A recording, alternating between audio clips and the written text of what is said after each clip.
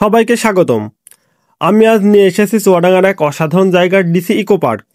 প্রকৃতি, ইতিহাস আর দর্শনীয় এক চমৎকার সমন্বয় এই পার্কটি।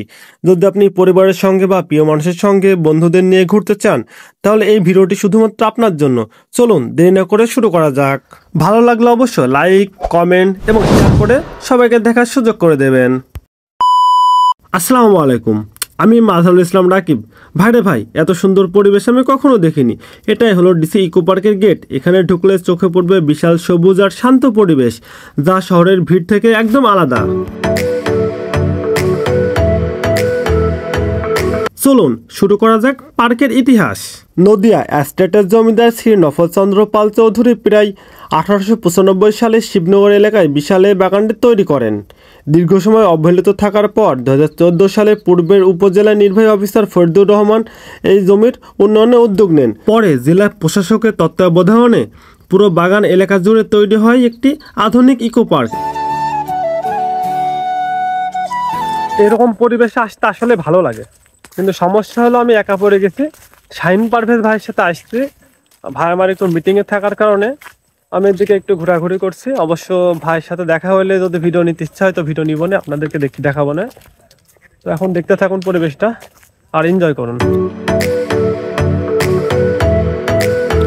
পুষ্পরাজ্য, যেমন লেখা আছে পুষ্পরাজ্য, এর ভিতরের জন্য একটি পুষ্পের রাজ্য, যেখানে এমন কোনো ফুল গাছ নাই, লাগানো নাই। ভিতর ঢুকলে যেন মনটা ভরে যায়।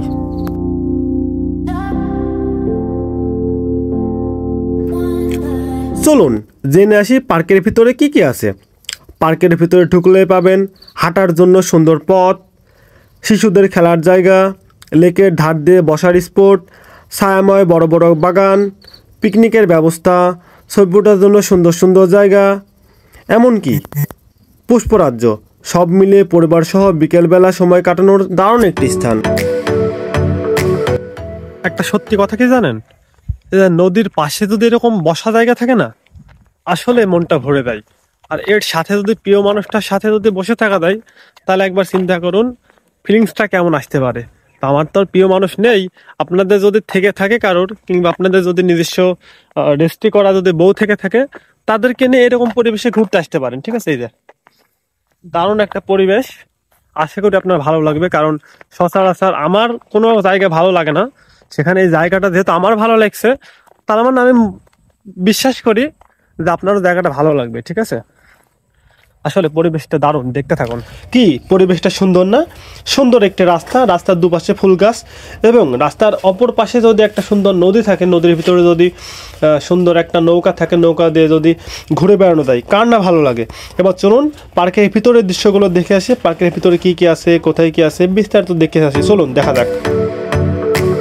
যদি কারোর ইচ্ছা হয়, কিংবা কোনো টিমের যদি ইচ্ছা হয়, বা স্কুল কলেজ বা অন্য কারোর যদি ইচ্ছা হয় যে সকালের দিকে যাব, সন্ধ্যার আগে আগে বাড়িতে ফিরে আসবো, তাহলে আপনারা দামহুদা এই ডিসি ইকো পার্কে যাইতে পারেন। পরিবেশটা সুন্দর, অনেক জায়গা ঘোরাঘুরি করেও ভালো লাগবে, এবং ছবি ওঠা সুন্দর সুন্দর প্লেস আছে, বসার জায়গা আছে। আর ফুল বাগানগুলো দেখলে তো মনটা ভরে যায়। যেটা দেখছেন, এখানে মূলত রান্না করা হয়। এখানে রান্না করেই যারা পিকনিক করে তাদের জন্য খাবার দেওয়া হয়। বাচ্চাদের জন্য খেলাধুলা রাইডস আছে, এদিকে কিছু, ওই সাইডে আছে, এদিকে আছে। না আসলে এটা পরিবেশটা অনেক দারুণ। যেখানে টিকিট কাউন্টার ছিল, শুধুমাত্র এখন টিকিটগুলো নিচ্ছে না, হয়তো বা ঈদের টিকিটগুলো নাই। যেখানে রাইডস আছে কিছু, ওই সাইডে আছে। এই চুয়াডাঙ্গা ডিসি পার্কের অবস্থান এবং যাতায়াত। চুয়াডাঙ্গা শহর থেকে খুব কাছে দামোহদা উপজেলার শিবনগর এলাকায়। স্থানীয়রা সহজেই সিএনজি অটোতে এসে পৌঁছাতে পারবেন মাত্র কয়েক মিনিটেই। তো এই ছিল আজকের ভিডিও। কেমন লাগলো অবশ্যই কমেন্ট করে জানাবেন, লাইক দিতে ভুলবেন না, আর ভালো লাগলে অবশ্যই শেয়ার করে সবাইকে দেখার সুযোগ করে দিন। আপনার সাথে দেখা হবে পরবর্তী কোনো ভিডিওতে। ততক্ষণে ভালো থাকবেন, আমার জন্য দোয়া করবেন। আল্লাহ হাফেজ।